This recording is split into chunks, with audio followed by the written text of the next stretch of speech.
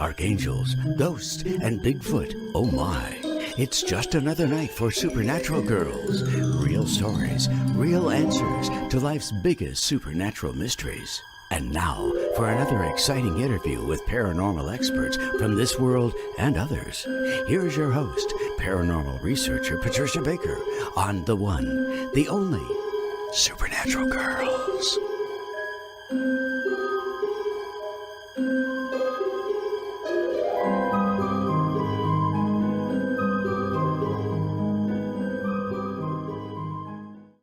Welcome, everyone, to another exciting episode of Supernatural Girls. I'm your host, Patricia Baker, and I'm here with my co-host all the way from Tucson, Miss PK. How are you?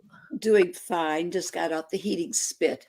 Oh, It doesn't cool down here pretty soon. I mean, come on. I know. I think they said Phoenix is 108 today. So we're just a little bit below them, but not by much. So I feel like a grilled sandwich. It's too much. It is. And it's October. It's got to stop. I know it. I'm watching another month. I'll be complaining because it's cold. But right now, it's too darn hot. Yeah, that is a little too much. You guys have been roasting all summer. So, yeah. God, yes. Yeah. 111, 112 this year. Please. No. Definitely no. Well, so tell us, you've been looking at the numbers. You've got all kinds of excitement this month. Well, one of the It's things telling us a lot. So please pay attention to more than anything else is that this month is a preview of this coming year. So take a notepad with you, mark down little things. And as the year progresses, you'll have a chance to dig into some of these things, see where you can make changes, where you can't make changes. It's a universal 9-year that we're in. So every month, if it's a 1, it deals with things that revolve around what we need for ourselves. Fresh starts and new beginnings.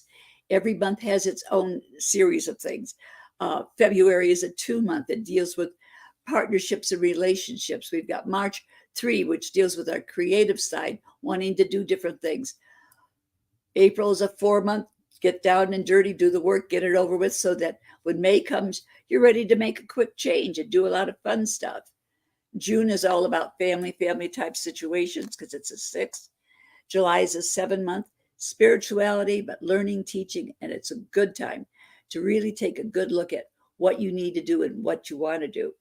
And then August jumps up at us, and it's about our money, lack of, or what to do with, all of that type of thing. And September is a review of this entire year of 2025. October starts all over again, the new beginnings and fresh starts. So we've got this accordion in the middle, folks, where we are right now and where we're going. So let's make the best of what we've got. I think that we deserve some good stuff. Definitely. The 9 years is going to help us alleviate pressures and eliminate things that we don't want anymore. But isn't it time? I tell people if they've got things they don't like, stuff them in this bag. When you drive down the road, drop the window down, throw the bag out. You don't care where it's going, but you don't want to bring it back home again. Yeah, let it go. Yeah. Well, we've been through so much. This has been crazy times and unexpected things happening, which are concerning. And I won't even talk about the election because we're all up to here with it. Oh gosh, I know it. So we're just going to look for bigger and better things where we're all going to be safe, sound, and have a fabulous new year coming to us. Yeah, I'm all for that, especially the safe part. So yes, I know we deserve that. Well, we have a terrific guest tonight. Yes, we do. This lady, she's so exciting. I love this lady. Yes. She is Miss Excitement now. She does a lot. So she is also named #1 psychic in America by Ranker, Psychic of the Year, and most noted UFOlogist. My gosh. I want her to be our friend. She does it all. She's already our And that was friend. by UFOs and she is. She's our friend. And most Mhm, likely to turn you into an obsessed fan by Curve magazine. mhm, Danielle Egnew is internationally renowned for her litany of layered talents. Applying her skill set, which encompasses clairvoyance, clairaudience, clairsentience, empathy, psychometry, mediumship, remote viewing, profiling, spirit guide channeling, angelic communication, extraterrestrial interpretation, and tonal healing. Danielle Agnew has worked as a professional clairvoyant and medium both in the private sector and the media for the past 12 years. mhm, She is the author of True Tales of the Truly mhm. Weird. Here it is. She's also a vetted alumni member of Best American Psychics and the National oh my goodness, crime solving organization. We know these guys. Find Me group. Her forward thinking perspectives on consciousness have been featured in the Washington Post and the Huffington Post. Well, Danielle, welcome to the show. Hello. Thank you, ladies. It is so great to be here. Thank you for having me. Oh, Ah, it's our delight. We yeah. just kind of can't help but wonder, what do you do in your spare time? Yeah. I wish for spare time. Mhm, I bet you do. My Actually, goodness. no, I do have spare time. I paint and I record music and I do a lot of camping and hiking. Ah, Oh, good for nice. you. Very nice. Yes, indeed. But my goodness, I mean, you are one of the top people in this field and Mhm. you do so much. Now, I know people are going to start texting me. How do people get a hold of you? You guys can go to my website and it's just my name. It's Danielle Agnew advisor. Oh, there it is right there. Mhm. .com, and you can see all of the stuff I've got going. You can see all the things I'm doing. You can make appointments there. It's a slightly ridiculously packed hub, but you can find it there. It's all there. Good. Okay, that's excellent. Now, I've got to start with something that I like. Of Sweet. course. Yeah. Why not? Your UFO connection. So you have a really good connection with UFOs, ETs. You help other people with this? I really do. And what's so exciting about that is there are so many, and you probably see this, Patricia, there are so many people who have had experiences with Mhm. our off world friends and family. Right. Yes. And, there's some folks out there, ladies out there, that aren't the most friendly, but for the most part, like humans, most of them are really fascinating beings. And Mhm. so I do a significant amount of my work in focusing, helping people understand their connection to their off world beings. Mhm. And also, I mean, I live in Montana. I mean, I'm in my cabin here in Montana, my wife and I, and there are so many off-world craft out here that it's a regular thing. They're constantly going to and fro. I've got a great big window right in front of me, and I can see a mountain called Big Prairie Mountain, and it's one of the most heavily visited UFO hotspots in the country. My And it's got goodness. natural, yeah, oh yeah, uranium deposits. It's got big limestone caverns. So well, I should say, helping people understand our off-world neighbors makes my heart happy because the Yeah. more we understand, the less we fear. Yes, exactly. True. No, that's Very true. wonderful. And there's so many people that need help with their experiences. So you're offering that because you have a whole different level of understanding about it. So that's very helpful. What if people can't remember? Do you help them with that? Yes, and there is fascinating. There are telltale signs of people who have been visited but can't remember it. There's very similar types of paranoias.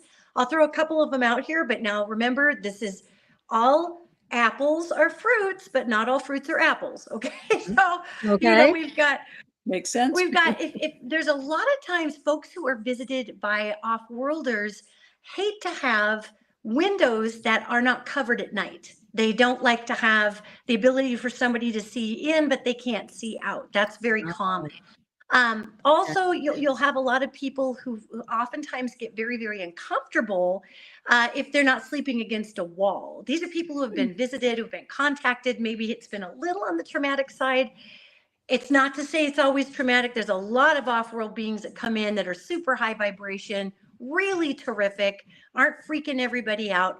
But there's a lot of people also who are deeply obsessed with the stars. And I think it's natural, ladies, right? It's natural for us to be obsessed with something like the stars. Yet there is almost like a yearning people will have to get up there oftentimes. And this isn't always, but a lot of times when people have been visited or have been contacted, there's a lot of these similarities. And I just try to help them understand why they feel this way and which off-world races and beings they were actually speaking with in the first place. That's great. So it's very valuable information, and it helps them settle down and not be afraid, which is so important. Have you had an abduction or an experience like that where you've been taken? You have. Yes, I have. I thwarted one, I think. I mean, do you really know they knock you out so hard? Do you really know? That's it. They knock you out and they work your memory. I mean, what the heck is left? I know, right? So I wrote about it in my book, True Tales of the Truly Weird. I wrote about my experiences with off-worlders. And in one of these experiences, they projected a fascinating light pattern on the ceiling, ladies.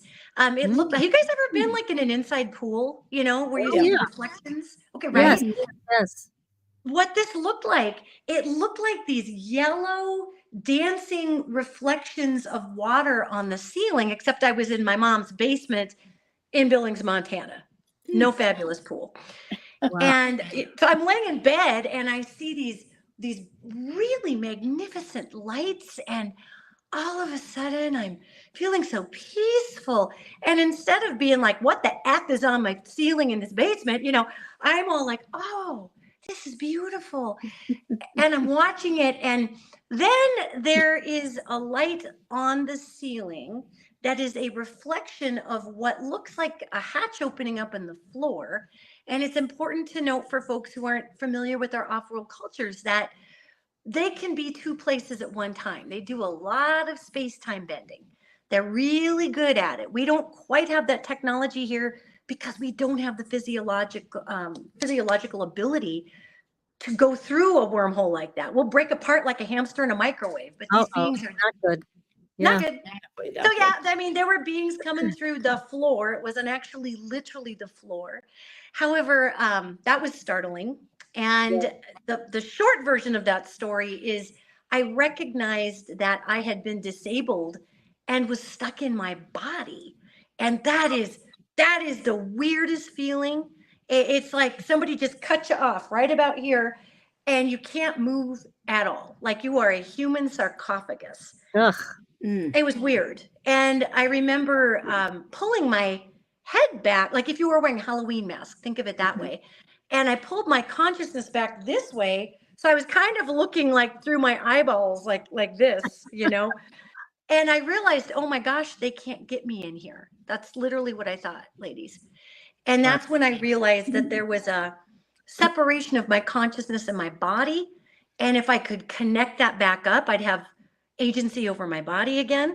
So don't ask me how, but I just said I did. And I was able to push myself up on my elbows. And I could see it was shadows on the ceiling, like a freaking horror movie, you guys. It's unbelievable. And I watched these shadows just take in a unison. There was 3 of them. They took one big step back. And there was this funny mist kind of rectangle thing that had settled over me. I think they were going to pick me up and take me somewhere. And that thing just flew right off of me when I pushed my elbows up. So I don't think they were anticipating that. I surely was not. And they kind of went away, and it took a while, and I was kind of stuck in this weird elbow position for quite a while till things started working again. So you did thwart that one, which is amazing. It's hard to do, but you came out of suspension. So good for you. Wow. Oh my goodness. So now you've got this great book, and we want to know what's the scariest story in the book? Ooh, oh, there's some scariest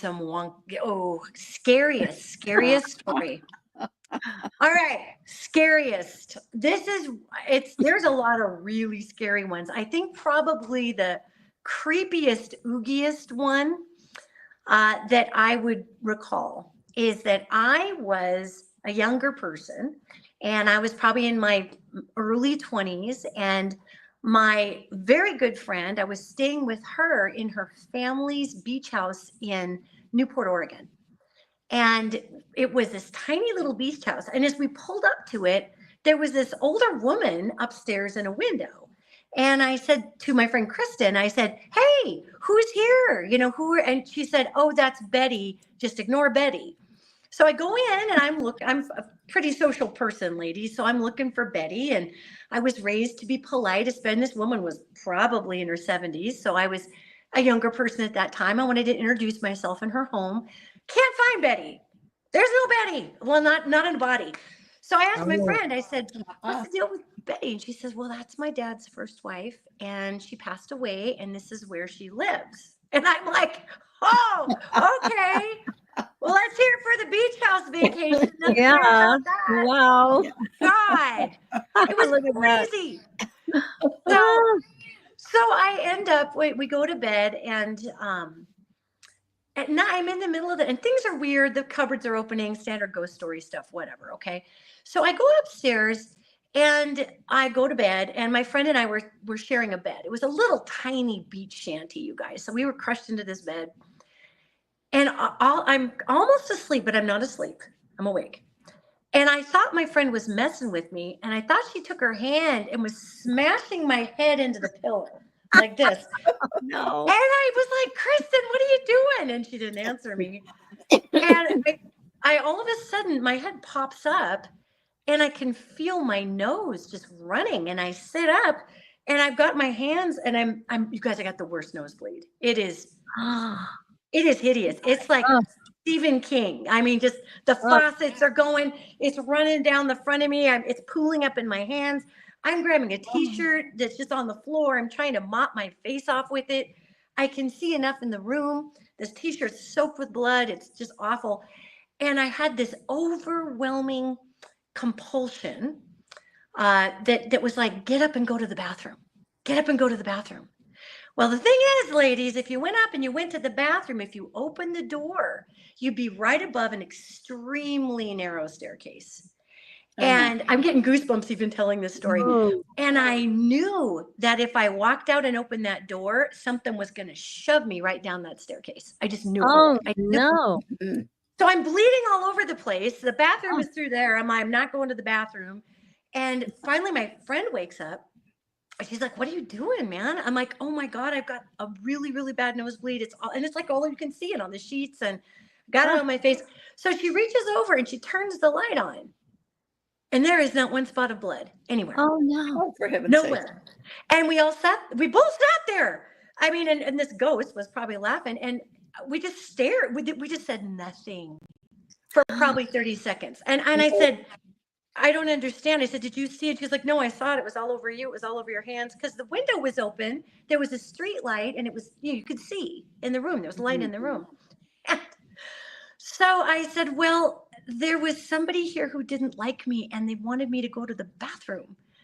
But they were going to shove me down the bathroom. They're furious that I'm here." And then my friend, and I'm thinking it's this Betty lady, she goes, "Oh, no, that's Jill. That's my sister. She died when she was younger, and she gets really jealous when I bring friends over." Oh my God. Did she kill all your friends? Did she Yeah. get them down in nosebleeds and shove them down the stairs? Because that's weird, man. So that was probably one of the creepiest. There are some really scary stories in that book. Yes. But things that creeped me out on a personal level, that is way up there. Yeah, that Yes, it sounds would. absolutely horrible. Because it's manipulating reality at your reality at Mhm. the same time, Yes. and then physically threatening you. I have no doubt she could have pushed you down the stairs. For sure. That was my thing, Patricia. I was thinking any entity that can break open all the capillaries in my nose, Yeah. and I'm bleeding out here in this bed, that thing is going to twist my head off and throw me down the stairs. I was like, nope, going to bleed on the bed. Right away, you could Wow. tell she didn't care for you, right? Jeez. Apparently not, PK. I was on the crap list there, apparently. I gathered that. Woo-hoo. Yeah. Oh, Boy, oh boy. awful, awful, awful. So now let's go to what you do as a psychic medium. So tell us about that. How did you get into that? This, I wish I had a better story for you. I do. I wish it was some inspiring, like I went outside and I looked up and there were God rays and it was like, you are chosen to read the angels. Yeah. No, it didn't go like that, girls. Okay. I was signed to record labels. I was in music. Mhm. And as all music deals go, the band I was in that you may or may not remember in the 90s was called Pope Jane, and I fronted that band. Wow. And there was like, the music industry just cycles, guys. It just cycles. And we Yeah. cycled through it. And I was probably in my late 30s and back in the Me Too era of music, especially. It was kind of like, well, thank you. You're old. Get out. And I'm like, Oh no. what the hell? Yeah. But it's just one of those things. So we weren't touring anymore. The music had run its label course. The fans were loving it, but we were done for Mhm. work. Wow. And I had always had this aptitude, and I didn't think much about it because everybody in my family has it. I'm Italian, I'm Celt, everybody has it, Wow. It's normal. Yeah, it was normal, 100%. So I wasn't like, oh, I think I'll go be a psychic. In fact, I hid the fact that I could do this. I Oh. hid it. Yeah. Mm. It was literally easier for me to come out in music in 1992 as a gay woman than it was for me to admit I had these aptitudes. No That- kidding. Yeah, Mhm. because there was this really mean religious hammer that would tend to be directed at you back then, Definitely. That's and true. even still now, Yeah, a little bit. and right. And so I just didn't say anything about it. So then the music was done. And my partner at the time, her mother was very psychic. And I was over at her house and I was working on her feet because she had some issues with her feet, doing some healing work. And I could feel in her what a gifted medium and psychic this woman was. I mean, just wow.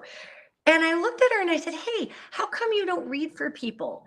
And she did that. She was a Scorpio and she just looked right through me and she just said, how come you don't read for people? Oh.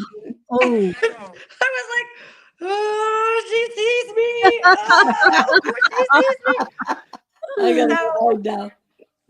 So pretty much, from that point forward, I loosened up and I started doing readings.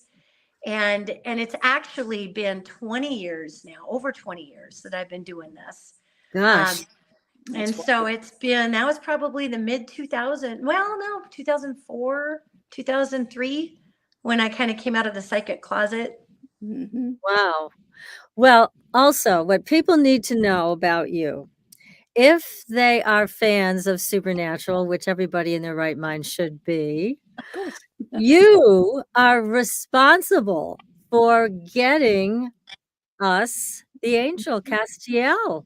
This was Mhm. your idea. You helped the writers to understand a lot more about angels than they ever probably thought they could learn.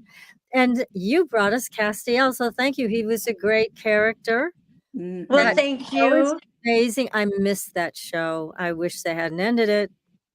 I do too, and all credit due to the writer, the writers that made these beautiful characters happen. To my knowledge, I was the person that was working with them, with CW, with the writers and the producer at the time on the Angel storylines, and these beautiful writers, Sarah Gamble and so many other people, took this incredible information that they were gracious enough to sit down and listen to me talk to them about. And they made them into these beautiful characters. And Castiel came from many conversations that I had with one of the writers about how angels would speak, how they do speak, how they're not at all what we think they are. We think of them as these fluffy, puffy beings. And, and if honestly, if that's how people relate with them, they don't care what we call them. They don't care how we envision them. Just don't call them late for prayer time or whatever. Yeah. But I mean, just, get them there for that. Yeah. But honestly, I was really blessed, Patricia, because I felt like the people who interpreted the information that I gave them created these incredible characters. And the minute I saw Castiel, I was like, oh my God, there it is. And Misha Collins. How about Misha Collins bringing Castiel to life? Fabulous I mean, actor. Yes. just so phenomenal to watch everybody. I'll tell you, the writing, the chemistry among the actors was first rate. And we just loved it. We watched every single episode, probably more than once. I hate to admit it, but yes, it was great. But without Castiel, it would have been a different show. And I congratulate you on being able to create that character the way you did with the writers. Phenomenal, really. Well, thank you. And I give all this credit to the writers, but thank you very much. It was amazing. This is just great. Well, now, Miss PK, Yeah. did you want a reading from Miss Danielle? Could I please? I would absolutely adore it. Yes, absolutely. So I'll tell you, PK. So I do a predominant amount of translation for these angelic beings. And angels aren't people. So they don't come in with all these like, here's what you should do. That's like a person thing, Right. Really, angels don't, they just hang back. They're messengers. So they hang back and they wait for us to come forward with petitions, with questions, with things that we want help with. And they can bring the messages in surrounding that. So if you just want to kick a few questions out onto the soccer field of possibility over here, we'll go right for it. Well, am I supposed to be continuing with, I started 2 different books. I played with them and haven't done anything more with them. Should I bother doing that, or should I just go on doing what I do, helping people, period? Okay, the angel who walks with your higher functions, you've got the angel who walks with your higher functions, the angel who walks with your heart, and the angel who walks with your life path over here. This is the angel who walks with your higher functions. I'm laughing because I can relate with this. Apparently, there's a bit of tedium in this book writing that's got you down, man. And so, according to this angel, they said this one who excels in that which is the placement of the hands. So you'd rather really just get in there and see a result, apparently. And this writing is just like, oh my God, it's just me and this computer. Yeah. But here's the thing, sister. Okay, this is really important. Angel, this is giving me butterflies. The angel who walks with your life path wants you to know this. One of the reasons you came in, they said, for this one who translate much in ways that many can hear, you're a translator. You can bring concepts through so people get it. And also, the angel who walks with your higher functions is telling me too here that you have some sister PK. Don't be worrying if I pulled a fear of yours, and it's, well, God, what could I possibly say that would be unique? Or everybody else has said it before. Why would I be laboring under this? Why would I be doing this? The honest truth is, there's only one you, PK. And only you can say these things this way. If I can take my eyeballs and Patricia can take her eyeballs and your eyeballs, and we can all look at this blue cap and we're all going to see a slightly different shade of blue here. Right. So, so the part of you that might be in there going, oh my gosh, this has been said or done before or whatever. That's a big wide brush stroke there for you, but you can take that one and just go park that one aside. Please finish your books, and it's okay. They're showing me there was maybe a preconceived notion or something that was dropped on your head, or somebody told you or whatever that you needed to do this or that, or this book first and that book. Braid them, do what you want. Go work on this one. And then you're like, I'm not feeling it, but this one's calling to me. This is purposeful. because the angel who walks with your heart is telling me what a giant empath you are. You feel everybody and everything. Yeah. And when things start to get stale for you, you want to eject it out the airlock and be done with it and never look at it again. So if you just they know me too well. oh, they do. They got all your secrets. So just park that book, go to the next one, keep it interesting for yourself. Don't worry so much, girl. When you're writing here, when you're writing out of that heart, okay, it flows. And then I can see you getting here just a little going, okay, well, shoot, maybe I ought to blat it all out. Just get it all out and then go back later and dink with it. Okay. Oh, good idea. And it's because it's not that you are a natural kind of aggregator. They are showing me that you are a bit of a natural organizer. However, don't overthink it because it just needs to come out of you. Oh. And this is an angel that walks with your heart. Just want you to know this. Yes, write these books because there is a great healing here for you as well. And this healing that you will be feeling is wildly in part due to a past life. Do I have your permission to bring that in real quick? Certainly. Okay. You were actually a man, and you were a quiet man around the 1600s. This is a European corridor. And as a male, you were kind of told to sit down and shut up. Your father didn't understand what to do with you. You were slightly built. You were quiet. What they're showing me is your dad kind of gave you to a monastery because he was embarrassed by you, which is really awful because you were super smart. You were just really kind and you weren't this like guy back then. So you wrote these beautiful works, but you're in a monastery and they wouldn't let you distribute them to anyone within the monastery unless they were somehow biblically linked up or somehow attached that way. So you had your voice edited back then, which is why it's really important that you just let it go, let it go, just write your guts right out. What a beautiful voice. Oh my gosh. Sure. Thank you. So that's I great. hope that answers your question. Yes. What do you think? So very much. Yeah. And we love the singing. It's gorgeous. Oh, Gorgeous voice. thank you. So Thank let's you. see. We Participate in things is absolutely fantastic because you interject yourself in every aspect of what you do. And it's wonderful. yes. Thank you. Thanks, guys. Thank you, PK. So we have an audience member who has a question for Danielle. And if you want to type it in, I guess, since you're in the chat room, Julianne, go ahead and type it in and we'll ask on your behalf. How about that? Sweet. Thank you. Thank you, ladies. Yes, Now, since you are connected to the ETs, I'm going to ask you an ET question on my own behalf. I remember very little of my experience. So my question is, what do I need to do to remember? I remember only pieces, bits and pieces. they were helping, according to the angel who walks with your life path, and you guys, I get so many assists from these angels. It's like, assist, here we go. According to these angels, they really were working on, you're a very spiritually gifted person, Patricia. Oh, thank you. And, you're welcome. And that's why you and PK are pals, probably, because you guys both do all these things.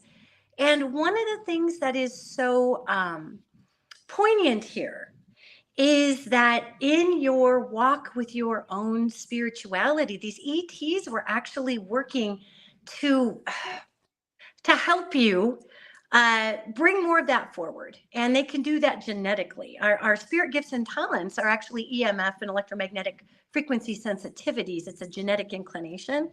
And they can kind of noodle with our DNA on harmonic levels. It's really interesting. I'm a big physics nerd.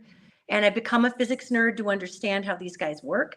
So what they were doing was just think about you being just rattled sonically down to your cells, just opening up the bottom parts of those DNA, that science says is junk DNA, which it's not.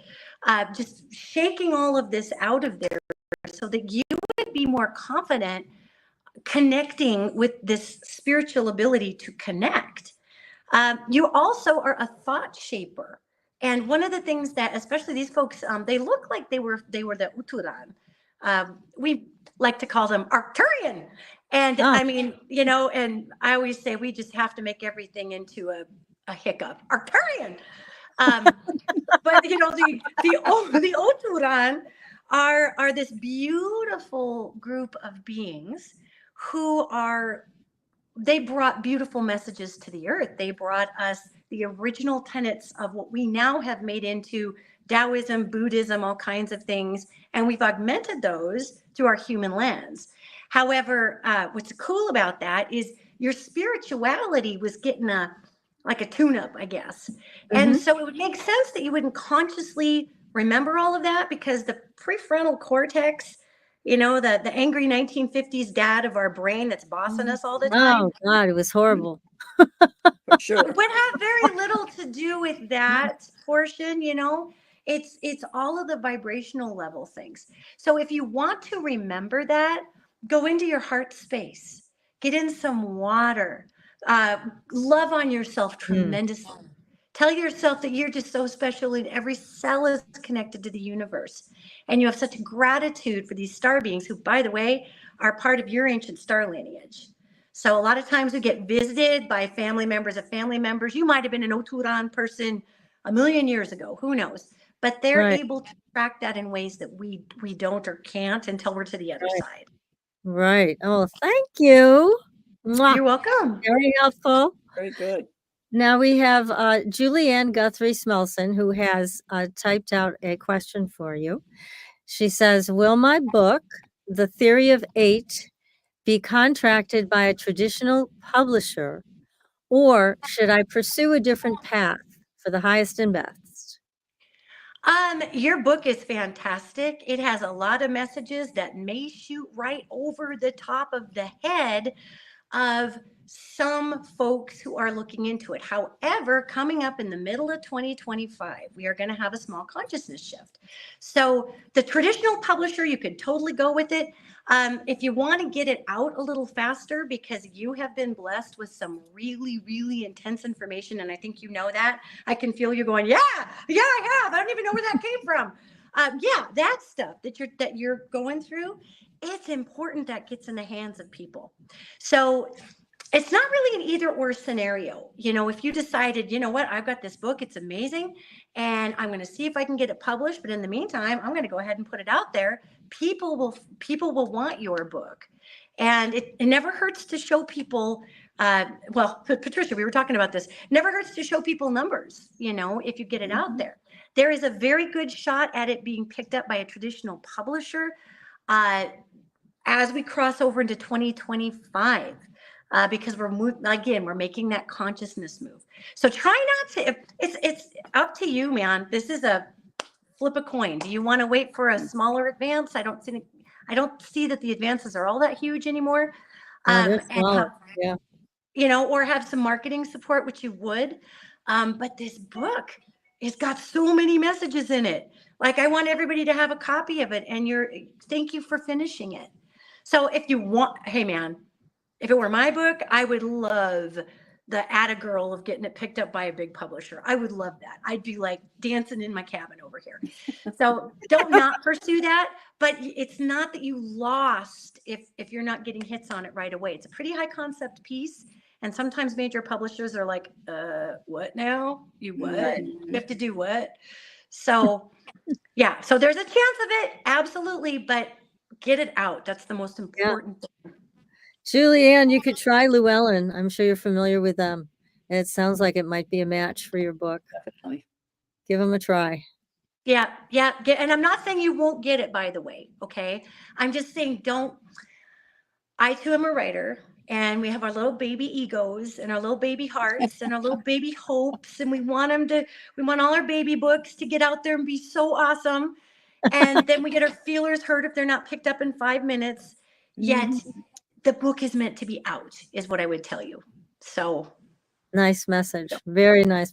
Your readings are so much fun. They're just so enthusiastic and filled with light. It's really wonderful. Yes. Thank you.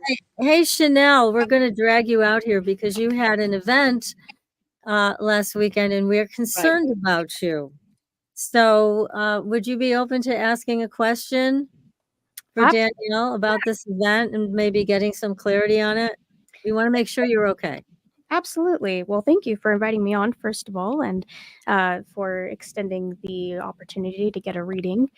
I guess just a little, I don't know if you need any insight from me, Danielle, but really, I'm just open to any messages in regards to my health and kind of what happened over this weekend. Do you want me to touch into that, or do you have anything that's already coming? Just for the sake of time, girl, because what happened that you've got concerns with? Oh, yeah. I was at work Saturday night, and I lost vision in my right eye. It was slowly creeping at first, and then it was total black. And that came along with difficulties speaking, and I lost my comprehension as well. I had to go to the emergency room. But, fortunately, all of my scans came back normal, and it was a long night, but I'm glad to, be told that I'm in good health, though still left with a little bit of questions as far as what that was. You said your right side, sister? Your right side? My right side, yes. Your right side. And I'm sorry, the audio cut out just a touch. Did you say you lost your balance? Oh, no, I lost my my eyesight, and I lost my ability to speak as well. Okay. All right. Well, it's good that all those scans came back normal. Now I'm keeping in mind, I am certainly not a medical doctor, yet they will show me certain things that allow me to explain things out also.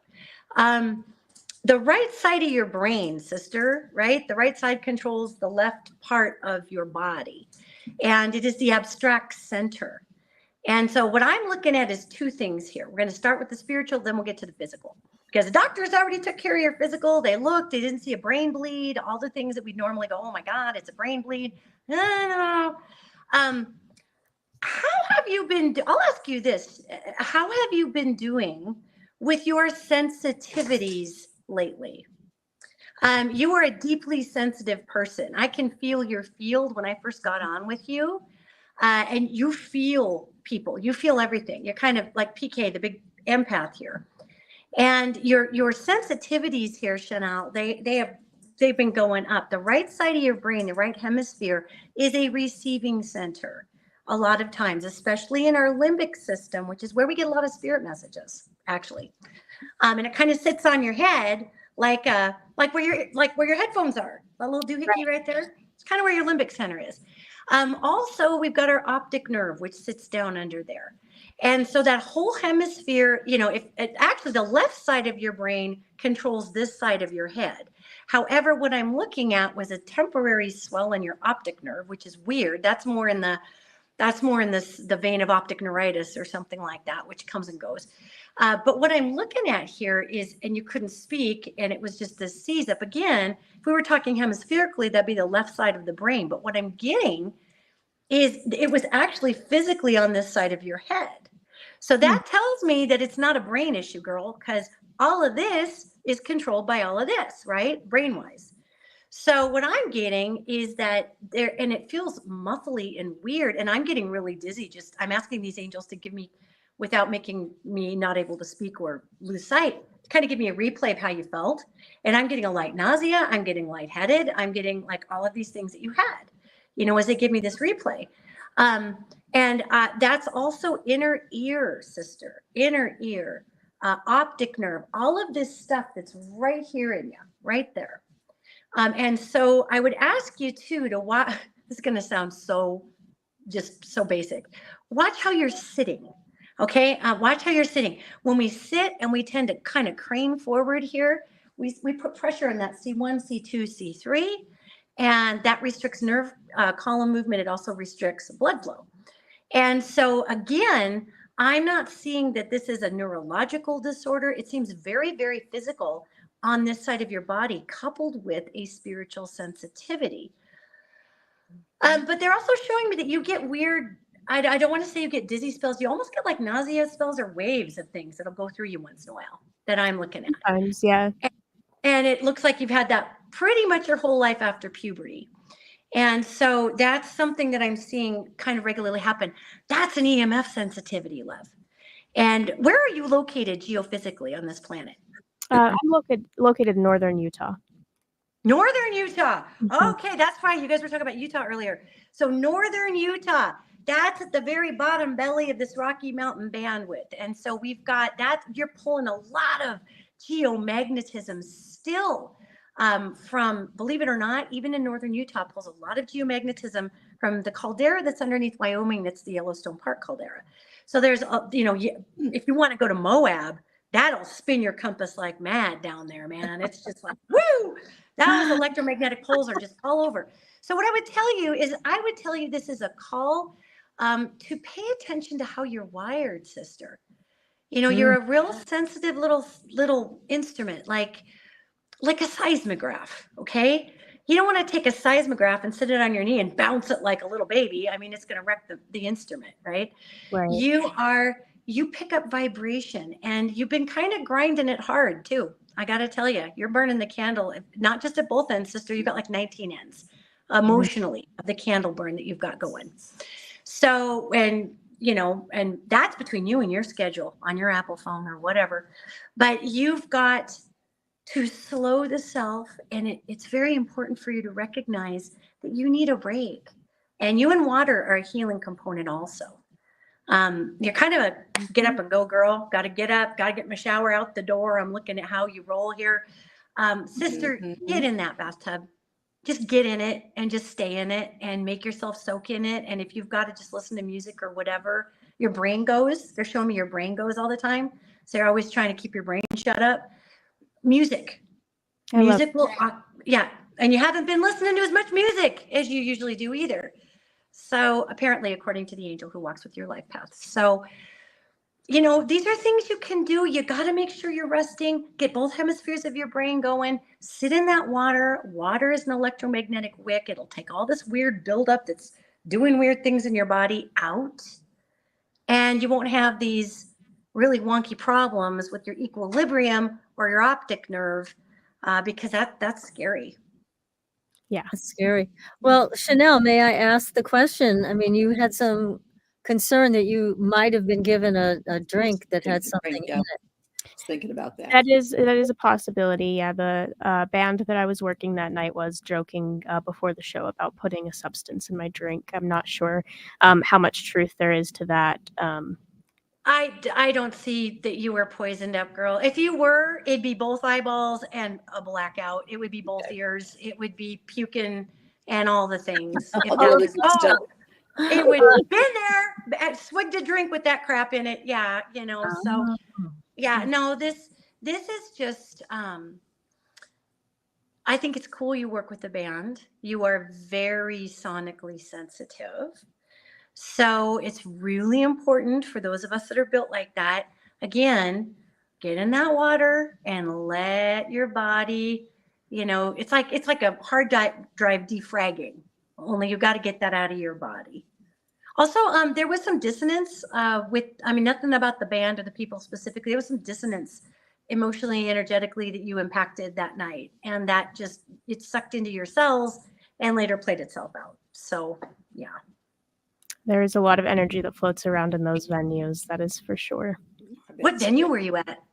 I work at a venue called the Depot. It's a lot of fun. I enjoy it. Are you a sound person? I'm just a stagehand there. So I just help things run behind the scenes, which is a lot of fun. There's no such thing as just a stagehand, man. I toured for years and years, and without a stagehand, it's just you sitting on your boxes, picking your acoustic guitar, and it's sad. So yeah, you are the one that makes it go. So good for you. But yeah, that's a lot of energy. So just make sure you're wringing yourself out like a wash rag by soaking in a tub if you have a tub. Okay, wonderful. I will definitely start doing that more. And thank you again for being willing to give me some insight on all of that. I appreciate it. Well, you're welcome. Stretch your shoulders, girl. Crack that neck. Absolutely. Thank you so much. We have to take care of our Chanel. She's the best producer. She is. She's Get a little concerned about her. So she's cool people, you guys. Wow, Yes. y'all are cool people. Yes, we are. Oh, thank you. You sweet But you're talker. amazing. You're amazing. And again, I know PK, you must feel the same way. It's wonderful to be around your energy. You're just so Oh, filled with definitely. light and enthusiasm, and Definitely. it's just so it's wonderful. It's like a breath of fresh air being around you. Well, it's like So opening the door. yes, somebody opened the door, and here comes Danielle. I love it. So Danielle, what's next for you? You've just moved into your beautiful new home, and now what? Well, this month, at the end of this month, I've got a wonderful annual event that I do with my bestie sister-in-law, Melissa Siana, here in Bridger. And it is the 6th annual Ghost Experience. It's Haunted Bridger. And we take a group of 25 people, and we have 4 tours, and we keep them small so people can really feel the spirit life. We go all around to different haunted places in Bridger, and I speak with the spirits that are there. And those spirits come out, and they gently touch people. They create light phenomenon. They'll talk to people, so people can kind of get an experience with the ghosts. It's not really a hunt because I know where they are already, so we just kind of experience them together. And that's at the end of this month. It's October 25th and 26th. And we've got a tour from 7 to 9 and then from 10 to midnight on Friday and Saturday night.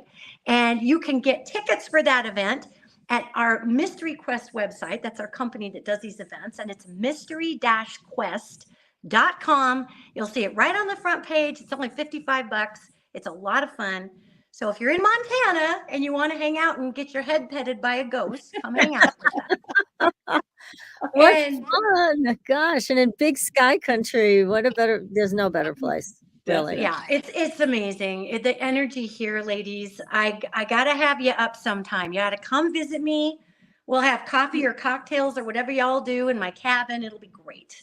Oh, well, I can see just even the ceiling is just beautiful. All that warm wood is just gorgeous. It is. The thing about wood is I actually sleep in this house. I have a really hard time sleeping Oh, I because bet. and the wood is so porous, ladies, that it sucks up all the weird juju, and it's just nice and puffy in here. It's so awesome. It's so awesome. Perfect. Absolutely perfect. Great. That's Oh, just good. great. Goodness me. So you have this wonderful event. Would you do us a favor and send the details over so we can post it on our Facebook page? So that Thank you. people I would. can Definitely. take a look. Because sometimes when you hear it on the air, it just goes in one ear and out the other, and you go, "Oh, I wish I had that information." So Right. we'll Yeah. post it so that people can go. What a wonderful way to be pre-Halloween and just Yes. enjoy yourself. Yes. And again, it sounds like fun. It's not anything terrifying, although some people might get a little scared by being touched by it. We had By a lady an one year, it was like, it distressed. She thought it was just going to be a kitschy Halloween thing, right? She thought we were just going to stand in the dark, like on the TV shows when they're like, is there anyone present? Make a noise, all the things. And Oh, she went upstairs because she felt these beings right next to her. And she got upstairs, and it was a hatch door, because we're talking the Old West out here, you guys. It's a hatch door. So she comes up through this really low basement, and she goes to get her coat, and she hears, because she left early, it was freaking her out. And she hears, she hears footsteps, and she was like, I'm scared. And so, yeah, it gets scary. Yeah, it can. Yeah. But I know that you offer comfort to everybody. Yes, Danielle, we this do. has been so great. Thank you so much for joining us tonight. What a It's been special. wonderful. Yes. Thank you so much, Have you ladies. back. We've got to have you back. Definitely. we Not a will. doubt in my mind. Yes. Well, So, it's my pleasure anytime. so we'll be back next week, everybody, with another great show. Until then, we'll see you on the Blue Highway. Good night, everybody. Thank you, Danielle. You're welcome.